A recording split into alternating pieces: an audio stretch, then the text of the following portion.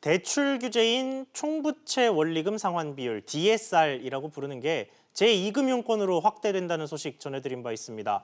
앞으로 대출 받기가 더 깐깐해질 전망인데 특히 소득 증명 없이 토지나 상가, 주식 등 담보만으로 돈을 빌리기가 더 어려워져서 토지를 담보로 대출을 받아온 농업인들이 난처해질 수 있다는 지적입니다.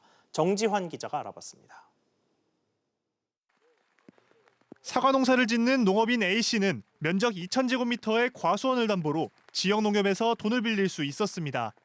지금까지는 담보 가치, 즉 과수원 땅 시세만 충분하면 얼마든지 돈을 빌릴 수 있었습니다. 하지만 다음 달 중순 이후에는 대출이 쉽지 않습니다. 지역 농협을 포함한 제2금융권에서도 가계대출 규제가 세지기 때문입니다. 그렇다면 어떤 방식으로 대출이 이루어질까요?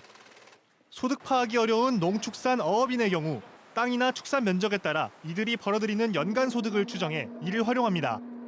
농업인 소득은 농지원부라는 자료를, 축산업은 축산업 등록증을 활용합니다. 실내로 사과 농사 규모가 2,000제곱미터라면 농지원부를 기반으로 연소득은 대략 706만 원 정도로 봅니다. 만일 1억 원짜리 대출이라면 연간 원리금 상환액은 1,500만 원 정도로 계산됩니다.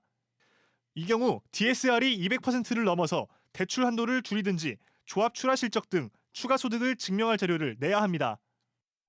농축어업인 같은 경우에는 이제 소득을 산정할 수 있는 증빙소득 입증 자체가 좀 어렵기 때문에 그런 부분들은 조금 대출 거절되는 사례나 아니면 대출 금액이 줄어드는 사례가 발생할 걸로 보입니다. 소득 증빙 절차 없이 대출을 내줬던 저축은행의 유가증권 담보대출도 마찬가지입니다. 앞으로는 주식을 담보로 대출을 받으려고 해도 별도로 소득 증빙 서류를 내야 합니다. DSR이 높다고 해서 무조건 대출이 거절되는 건 아닙니다. 하지만 금융회사가 평균 DSR을 목표 수준에서 관리하기 위해 DSR이 높은 고객에 대한 대출을 꺼릴 수 있습니다. SBS CNBC 정지환입니다.